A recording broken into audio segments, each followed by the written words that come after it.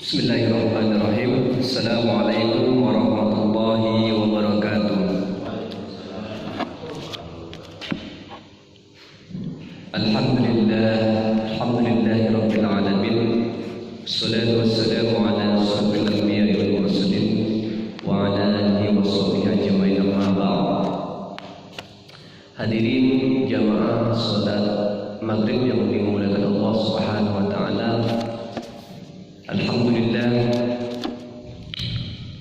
terus kita memanjatkan syukur kita kepada Allah Subhanahu wa taala karena pada malam hari ini walaupun hujan kita masih diberikan semangat oleh Allah Subhanahu wa taala untuk melaksanakan salat wajib berjamaah di masjid, dan ini adalah karunia yang tidak semua orang memperoleh itu. Maka patut kita syukuri. Dengan bentuk rasa syukur itu, bentuknya adalah meningkatkan ibadah-ibadah, khususnya ibadah wajib kita. Ini adalah bentuk rasa syukur. Selain membaca alhamdulillah, tapi bentuk wujud syukur itu adalah kita mencoba untuk semaksimal mungkin melaksanakan semua apa yang diperintahkannya dan menjauhi semua apa yang dilarang. Itu adalah bentuk syukur. Jamaah salat maghrib yang dimuliakan Allah Subhanahu wa taala, sekarang kita masuk, kemarin kita nyampe pada bab hal-hal yang membatalkan wudu, ya. Hal yang sederhana, memang sederhana, namun ketika kita pelajari secara mendalam, kita tidak setengah-setengah gitu, ya. Jadi banyak ternyata hal-hal yang tidak membatalkan dalam wudu itu. Kemarin kita sampai bahwa ternyata ada beberapa pendapat yang berkaitan dengan bab mengenai batalnya wudu seorang, yaitu bab waktu tidur kemarin, ya. Ternyata tidur itu justru ada yang berpendapat bahwa tidur itu ketika kita ketiduran maka boleh saja. Nah, tapi ada yang berpendapat juga boleh saja kita melakukan sholat tanpa berwudu dulu, gitu. Tapi kemarin ini adalah kembali kepada kita mau ambil yang mana. Kalau saya pribadi kemarin saya tegaskan, saya mengambil hal yang membatalkan sholat itu ketika tidur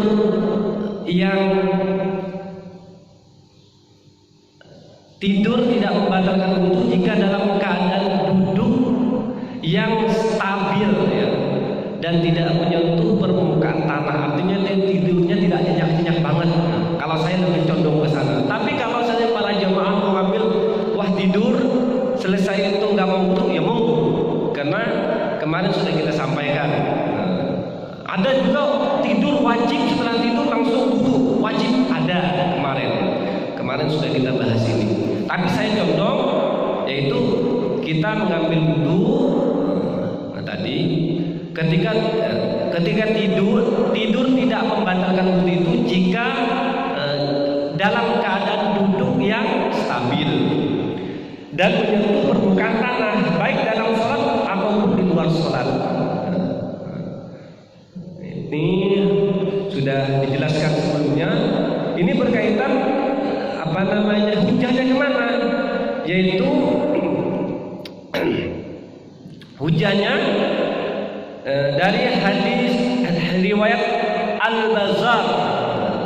Sanadnya sahih ini, kata Rasulullah SAW, fayadha'una junubahum, mereka yang meletakkan badan-badan mereka, faminhum mayyanamu, di antara mereka ada yang tidur, tsumma yaqumuna ila shalah, kemudian bangun untuk mengerjakan sholat.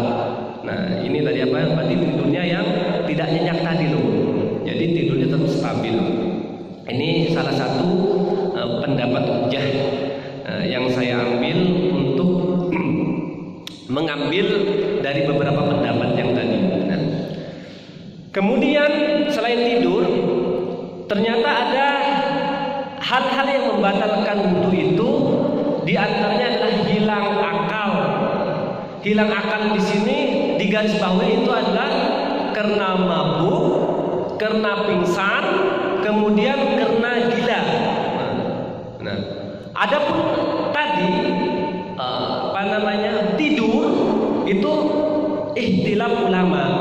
Jadi ada yang berpendapat ketika tidur boleh melaksanakan sholat, ada juga berpendapat harus dulu gitu loh ya.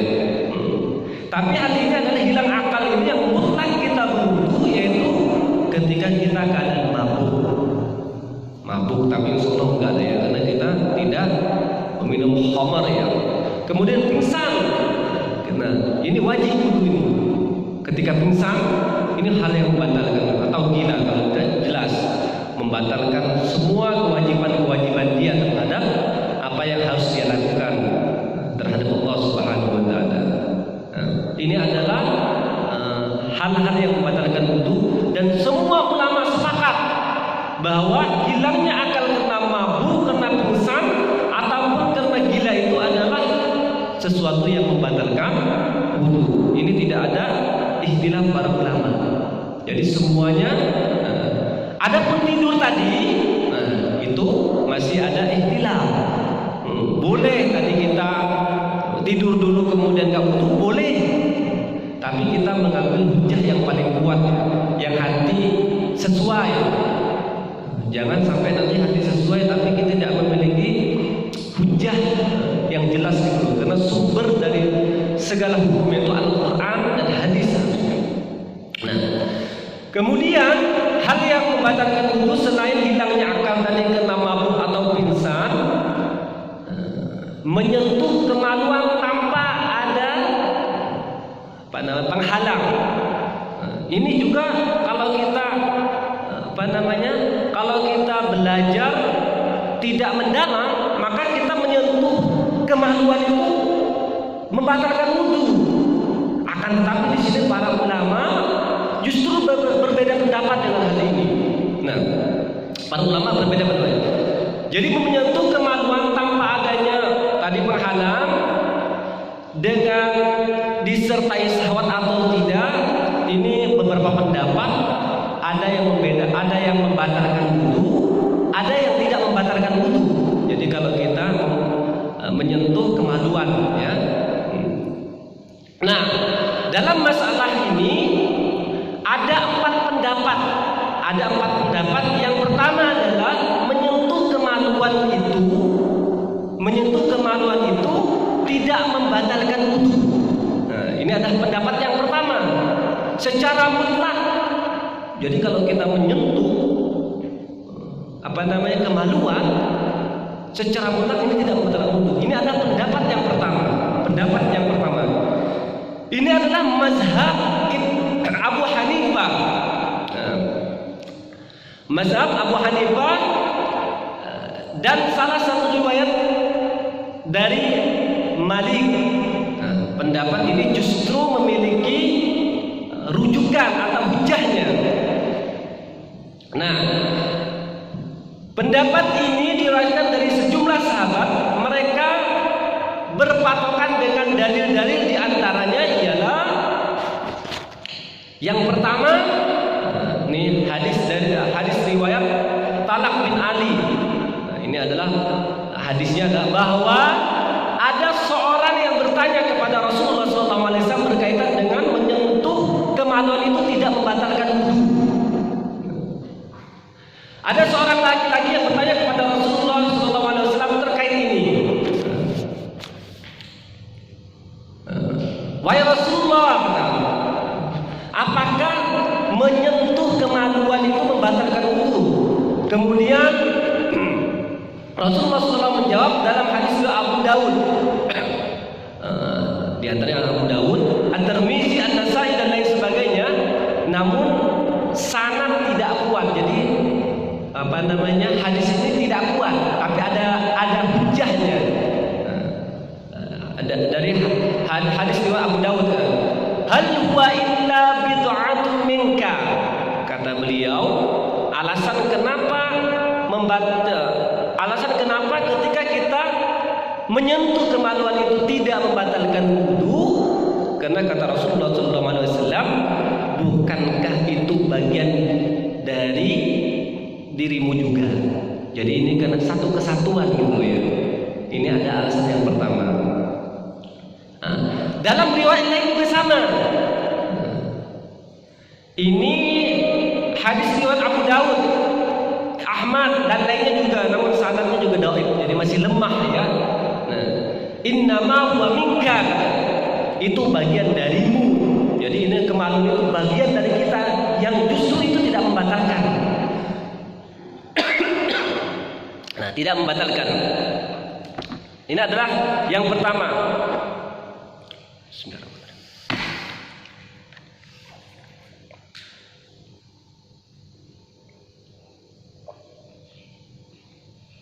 Nah, ini adalah hujah yang pertama. Nah, para ulama mengatakan tidak ada perselisihan pendapat bahwa jika kemaluan seorang menyentuh pahanya sendiri, kan dulu kalau kita belajar kalau menyentuh kemaluan itu tidak membatalkan wudu kalau tidak dengan telapak kanan. Ini maksudnya. Jadi kita nyentuh dengan ini. Di antaranya ada itu. Tapi begini ya. Para ulama ini mengatakan tidak ada perselisihan pandangan bahwa jika kemaluan seorang menyentuh pahanya sendiri, maka dia tidak harus berwudu lagi, karena tadi ada itu bagian dari anggota badan kita. Maka hal ini tidak membatalkan wudu bagi yang mau berpedoman atau mengambil rujukan bahwa wudu menyentuh kemaluan itu tidak membatalkan. Ini adalah yang pertama. Ada dua, namun ini sanadnya tidak kuat. Sanadnya ada yang dhaif ya. Kemudian yang kedua, menyentuh kemaluan justru membatalkan wudu secara mutlak. Jadi menyentuh kemaluan itu ternyata mutlak membatalkan wudu. Ini adalah pendapat yang kedua. Ini adalah mazhab Imam Malik dalam riwayat yang paling masyhur. Ini ada As-Syafi'i, juga Ahmad, Ibnu Hams. Mereka berhujjah pada hadis yang diriwayatkan oleh hadis riwayat Bursah binti Safwan, bahwa Nabi SAW bersabda, "Man massa dzakarahu falyatawaddo."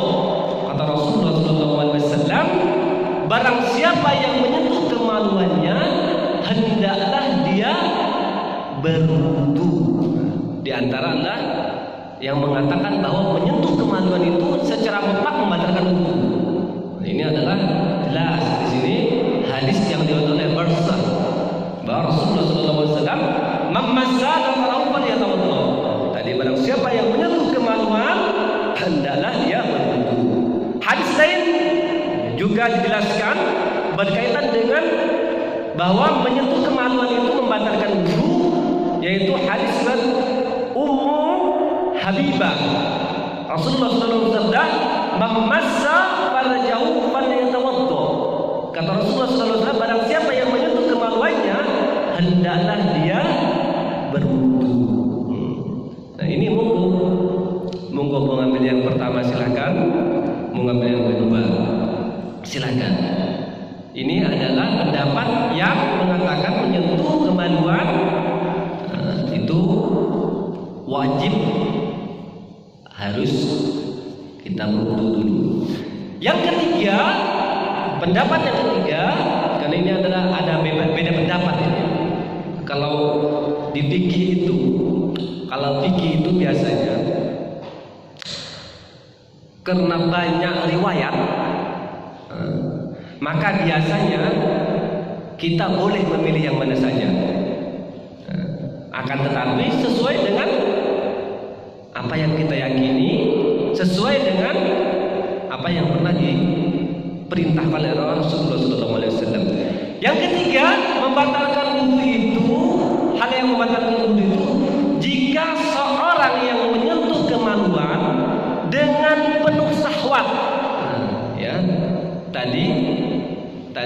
membatalkan wudu ketika kita menyentuh syahwat, menyentuh kemaluan itu batal.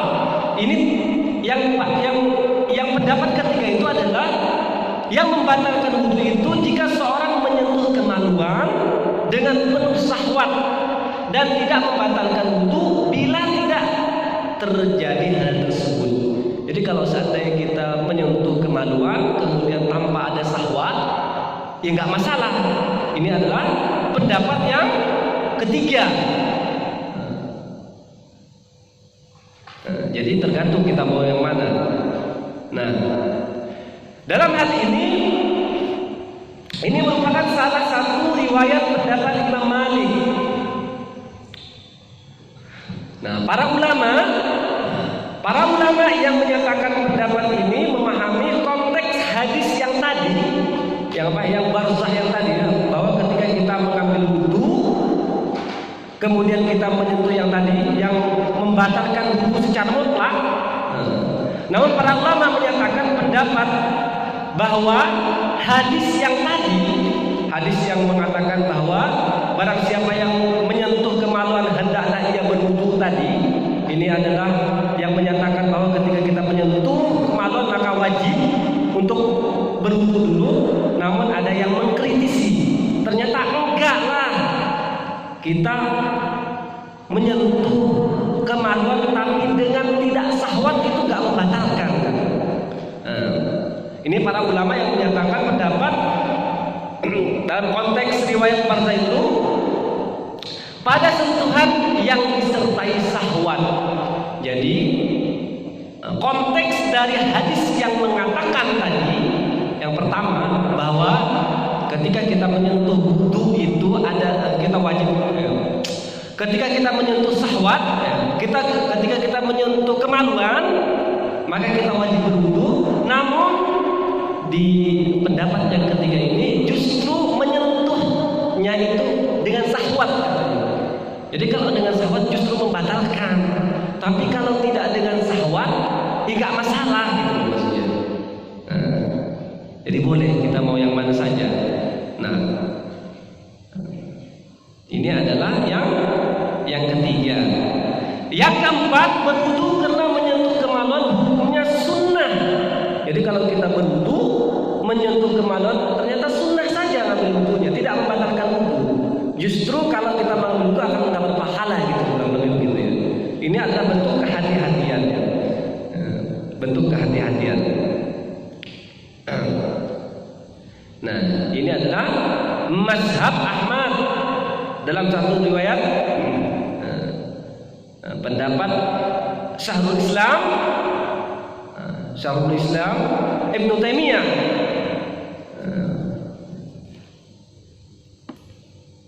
Sunnah, kata beliau, sunnah bila tanpa syahwat. Jadi dia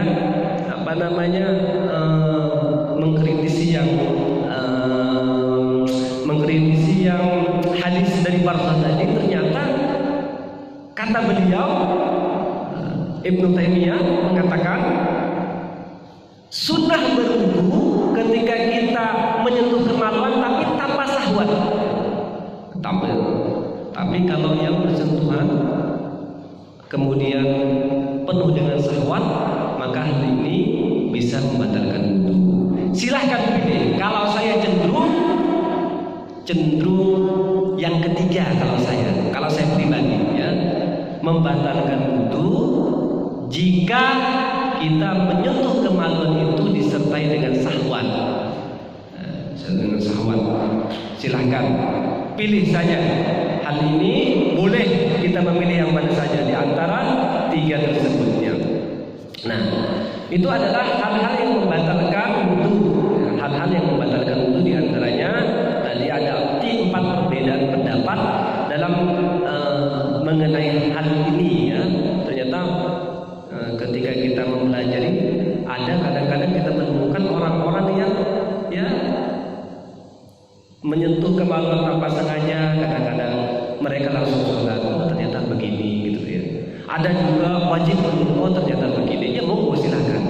Ini adalah pilihan, boleh kita memilih yang mana. Nah, Jamaah sholat maghrib yang dimuliakan Allah Subhanahu wa taala. Nah, kemudian hal ini sudah selesai babnya. Seorang wanita yang menyentuh kemaluan ya sama ini mestinya berwudu ya. Hal ini berdasarkan hadis riwayat Ams bin Su'aib dari ayahnya. Rasulullah SAW bersabda, ini adalah hadis sahih, hadis riwayat Ahmad, "Man massa dzakarahu falyatawadda." Barang siapa yang menyentuh kemaluan hendaklah dia berwudu. Wa ayyuma ra'atin massat farjaha falyatawadda. Dan wanita manapun yang menyentuh kemaluannya hendaklah dia berwudu. Jadi ini adalah khusus untuk wanita, khusus untuk wanita. Nah, hukum menyentuh kemaluan lain bersama hukum menyentuh kemaluan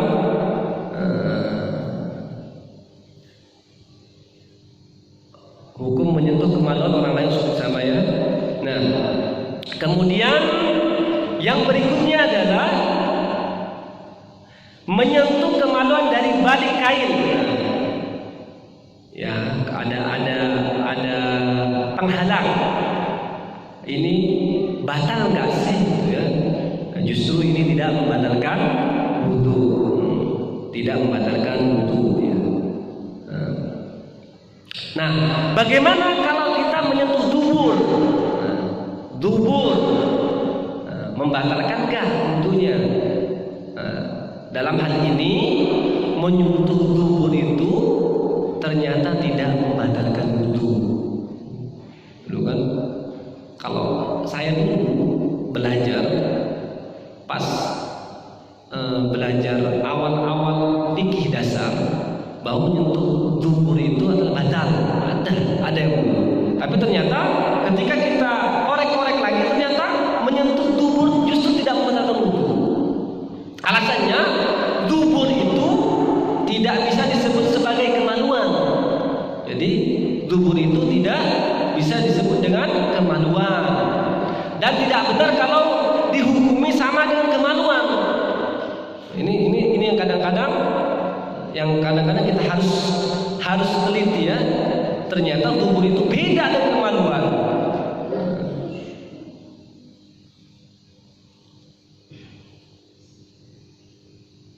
Nah, jadi yang mengatakan bahwa tadi tidak benar kalau dubur itu disamakan dengan kemaluan melalui kias antara tidak ada kandungan alasan yang mengatakan antara menyentuh kemaluan dengan dubur. Namun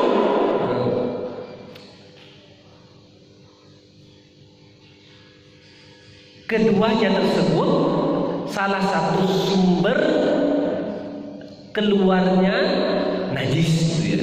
Namun keduanya tersebut merupakan tempat keluarnya najis. Ini bukan alasan yang menyebabkan menjadi membatalkan wudu, bukan alasan ya. Nah, ini adalah para ulama yang mengedepankan logika, yang berbeda dengan pernyataan Imam Syafi'i, yaitu ini pendapat Imam Malik, Imam As-Suri dan para ulama yang mengedepankan logika ya. Maka silakan, kita kan punya ulama ya, perlu kita turuti. Kalau alasan bahwa dubur itu adalah sama dengan kemaluan, maka hal ini tentu bukan. Karena apa namanya? Karena dubur dan kemaluan itu adalah sesuatu yang beda. Nah, kemudian hal yang membatalkan wudu adalah makan daging unta ya. Makan daging unta ternyata membatalkan wudu. Bukan artinya kita makan terus membatalkan wudu. Ternyata tidak. Hanya memakan daging unta yang membatalkan wudu. Ini kalau kita makan daging unta maka wudu kita batal. Nah, jadi kita harus melaksanakan wudu. Riwayat Jabir bin Samurah yang menyatakan anna rajulan sa'ala Rasulullah sallallahu alaihi wasallam ana tawadda'u min luhumi ghanam. Ada seorang laki-laki yang bertanya kepada Rasulullah sallallahu alaihi wasallam berkaitan dengan apakah kami mesti berwudu ketika kita memakan daging kambing. Qala in syi'ta fatawadda wa in syi'ta fala tawadda. Nah, jadi apa kami mesti berwudu karena makan daging kambing? Beliau menjawab, kalau engkau mau melakukannya maka berwudulah. Jadi ketika kita makan daging kambing, kalau kita mau berwudu silakan, kata Rasulullah sallallahu alaihi wasallam. Qala ana tawadda min humil ibil. Kata sahabat tadi bertanya kepada Rasulullah SAW terkait dengan hadis lanjutannya, apakah kami mesti berwudu karena makan daging unta? Kemudian Rasulullah SAW menjawab, qala na'am fatawadda min luhumil ibil. Kata Rasulullah SAW, kalau kita makan ya, maka kita diwajibkan untuk berwudu. Jadi kalau makan daging unta, maka kita berwudu. Karena ada seorang sahabat yang bertanya tadi, kalau ghanam kambing, maka ini boleh kita tidak berwudu, boleh juga berwudu di sini. Tapi kalau unta, maka kita wajib untuk melaksanakan wudu.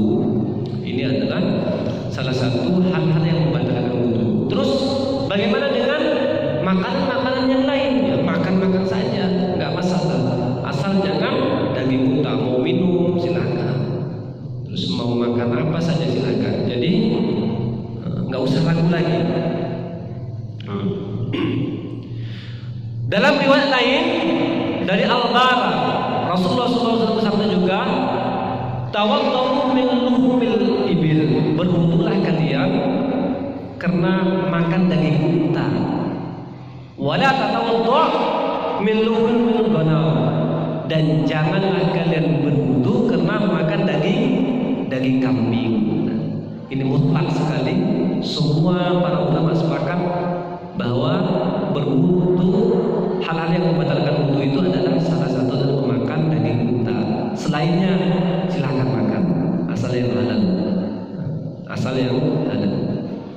Ini adalah berkaitan dengan daging unta ternyata membatalkan wudu. Nah, kemudian ada hal-hal yang tidak membatalkan wudu.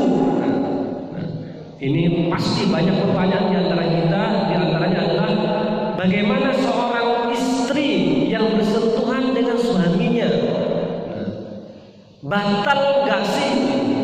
Ini harus kita ketahui biar gak was-was lagi. Di antaranya yang pertama adalah seorang laki-laki yang menyentuh istrinya tanpa penghalang, ini batal enggak? Dalam masalah ini terdapat 3 pendapat. Ada tiga pendapat. Yang pertama adalah sentuhan lelaki pada istrinya justru membatalkan wudu. Ini adalah pendapat yang pertama, secara mutlak batal wudunya. Ini adalah mazhab Imam Syafi'i dan disampaikan oleh Ibnu Hazm, juga merupakan pendapat Ibnu Mas'ud dan Ibnu Umar. Ini pendapat Imam Syafi'i bahwa seorang laki-laki yang menyentuh istrinya tanpa penghalang itu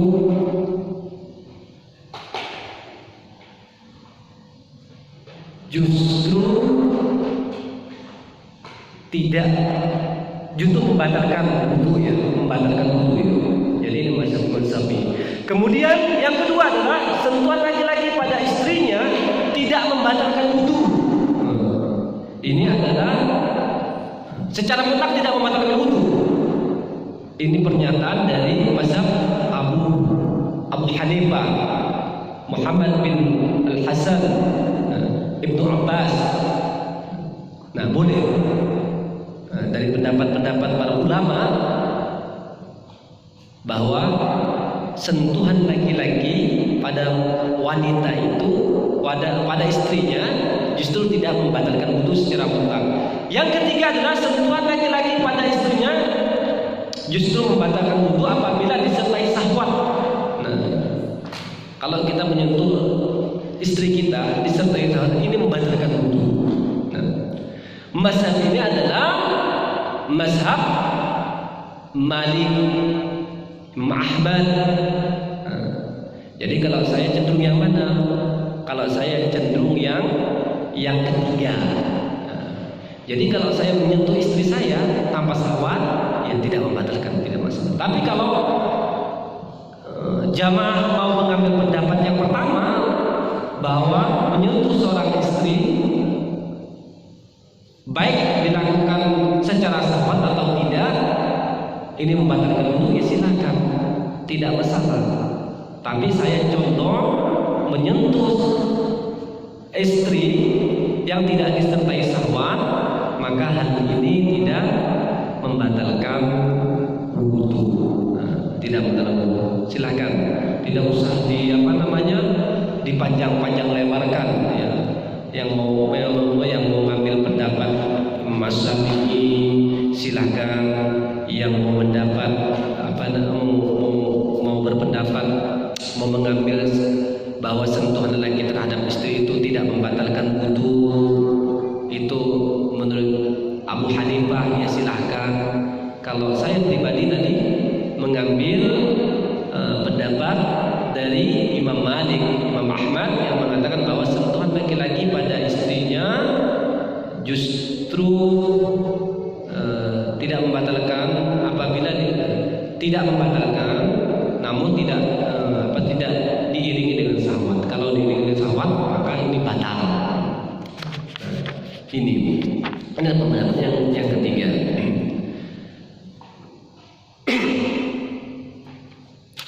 Nah, hal ini tentu ada hujah, di antaranya ialah hadis riwayat dari Aisyah radhiyallahu anha bahwa tadi bersentuhan sama istri itu tidak tanpa syahwat itu tidak membatalkan tadi ya. Kata Aisyah radhiyallahu anha, faqadtu Rasulullah sallallahu alaihi wasallam lailatan min firas, aku pernah merasa kehilangan Rasulullah sallallahu alaihi wasallam suatu malam faltamastahu fawaqa'at yadi ala ba'ni qadamayhi wa huwa fil masjid. Maka kata dalam hadis ini, maka si istri Nabi itu mencari beliau. Tiba-tiba tanganku menyentuh dua telapak kaki beliau yang berada di masjid. Jadi tiba-tiba tadi telapak kaki, tiba-tiba tangan si istrinya menyentuh dua telapak kaki yang kebetulan Nabi itu ada di masjid. Wa huma mansubatani wa huwa yaqul Allahumma a'udzu biridhaka min sakhatik. Kata lanjutan dari hadis ini, telapak beliau tadi menyentuh di masjid, dua telapaknya dalam keadaan tegak, beliau mengucapkan doa, ya Allah, sesungguhnya aku mohon perlindungan dengan ridho-Mu dari kemurkaanmu. Kemudian dalam riwayat lain bahwa kuntu ana baina yadayhi Rasulullah sallallahu alaihi wasallam, aku pernah tidur di depan Rasulullah sallallahu alaihi wasallam, wa rijlaya fi qiblatihi, fa idza sajada wa ma zani fa qabtu rijlaya wa idza qama yasattuhuma qalat wal buyutu yawma idin laysa fiha masabiha.